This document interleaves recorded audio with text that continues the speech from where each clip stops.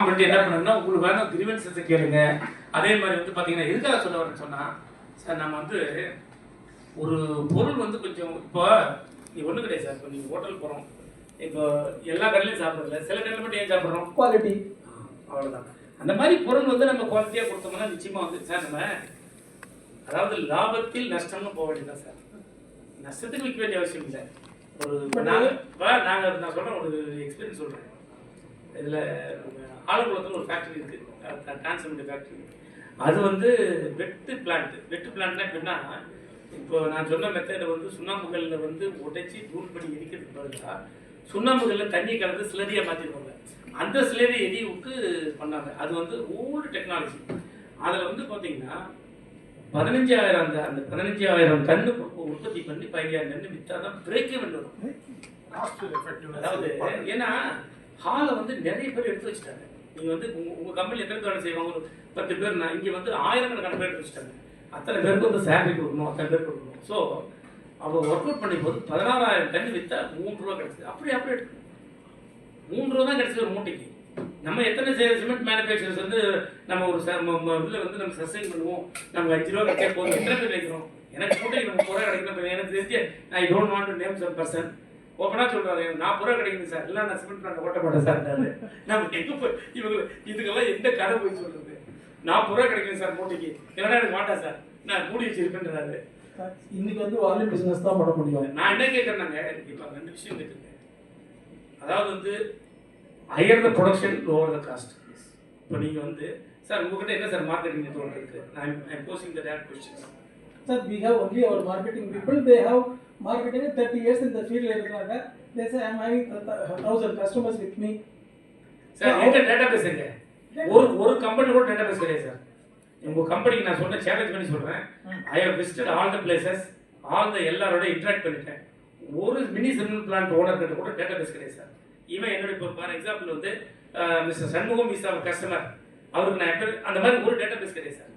என்ன ஒரு லேப்டாப் வச்சு வேண்டியது, இல்லைன்னா ஒரு மொபைல் வச்சு வேண்டியது, அதை இது வந்து அள்ளுப்புள்ளி கணக்கு மாதிரி வச்சு எப்படி சார் மார்க்கெட்டிங் பண்ண முடியும் சொல்லுங்கள் சார். நான் என்ன கேட்குறேன்னா, நீங்கள் இன்வெஸ்ட் பண்ணீங்க உங்கள் ஓன் மணி, நீங்கள் ரிஸ்க் எடுத்து வந்து ப்ரொடக்ஷன் பண்ணுறீங்க, நீங்கள் வந்து கண்டிப்பாக வந்து யோசிப்பீங்கன்னு பண்ணி நான் என்ன சொல்கிறேன்னா, காலத்துக்கு தகுந்த இப்போ இருக்கிற அட்வான்டேஜ் வந்து இப்போ இருக்கிற மொபைல் அட்வான்டேஜ்லாம் முன்னாடி இருந்துச்சா? இப்போ இன்னைக்கு வந்து பப்ளிக் அவேர்னஸ் வந்து ஒரு சிமெண்ட் ஒரு மோசம் வச்சுன்னா உடனே வீடியோ எடுத்து போடுறான், இன்ஸ்டாகிராம் போடுறான், எல்லாம் வந்து ஃபேஸ்புக்கில் போடுறான், உடனே உங்களை கார்னர் பண்ணுறாங்க. அதெல்லாம் இருந்துச்சா சார்? இப்போ நம்ம காலத்துக்கு தகுந்த மாதிரி வந்து மினிமம் மினிமம் சஸ்டெயின் பண்ணுது சார். இப்போ உங்கள்கிட்ட மார்க்கெட்டிங் டீம் எனக்கு தெரிஞ்ச வரைக்கும் மினி சிமெண்ட் பிளான்ல I don't think they have any marketing strong marketing. இந்த கேப்பை தான் இந்த கம்பெனி வந்து ஐடென்டிஃபை பண்ணி இதை நம்ம இம்ப்ளிமெண்ட் பண்ணி சார்ட் அவுட் பண்ணணும்னு நினச்சி தான் வந்திருக்கோம்.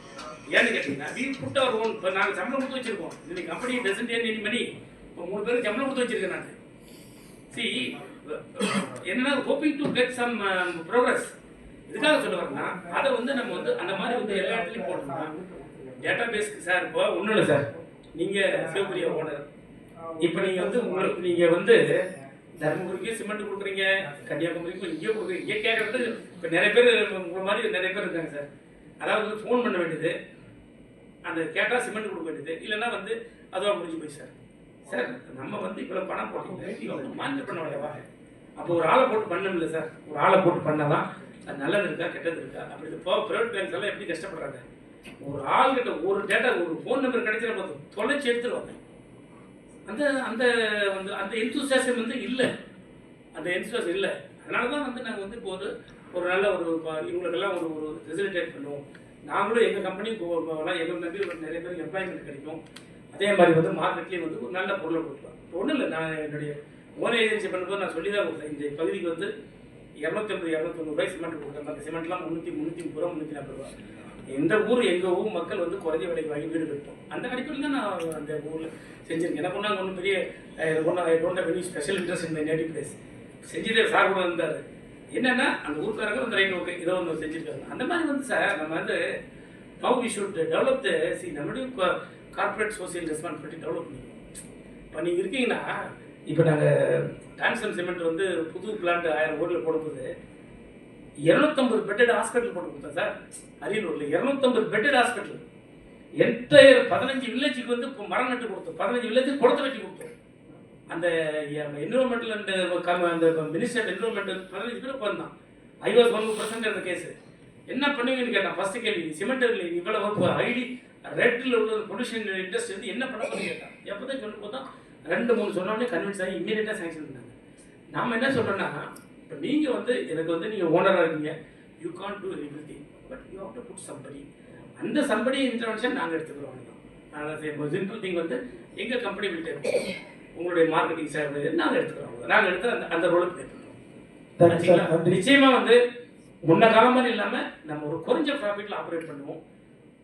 அதாவது என்னன்னா, நம்ம பிளான்ட் வந்து 500 டன் வச்சுக்கல, மாதத்துக்கு 15 டன் உற்பத்தி பண்ணும்போது என்ன காஸ்ட் வருதோ 500 டன் உற்பத்தி பண்ண எவ்வளோ காஸ்ட் போடும் அது உங்களுக்கு தெரியும். நீங்கள் இன்ஜினியர் இருந்தாலும் தெரியும். ஸோ நம்ம வந்து ஆப்ரேட் 15,000. அப்போ வந்து நம்ம 15,000 ஆப்ரேட் பண்ணி எந்த ஒரு அடித்து காலி பண்ணணும். அப்படி பண்ணால் தான் நம்ம அக்ரெசிவாக பண்ண முடியும். ஆமாம், இதுதான் உங்களுக்கு ஆன்சர். Right, thank you. வால்யூம் தான் இன்க்ரீஸ் பண்ணணும். வால்யூம் பிஸ்னஸ் பண்ணால் தான் மேட்ச் த எக்ஸ்பெண்டிச்சர். அப்போ தான் நீங்கள் பண்ணணும். சார் சொன்ன மாதிரி மார்க்கெட்டிங் அண்ட் வால்யூம் இது ரெண்டும் இருந்தால் தான் உங்களுக்கு சர்வை பண்ண முடியும். Little bit take the CSR. Sir சொன்ன மாதிரி சோஷியல் ரெஸ்பான்சிபிலிட்டி இருக்கணும். அட்லீஸ்ட் அந்த சிவப்பிரியாங்க வந்து உங்களுக்கு அந்த நியரஸ்ட் டிஸ்ட்ரிக்ட்ஸ்லையாவது தெரியணும். இப்போ நாங்கள் தமிழ்நாடு ஃபுல்லாக சுற்றி வந்துட்டோம், எல்லா பிளான்ட்டுக்கும் போயிட்டு வந்துருக்குறோம்.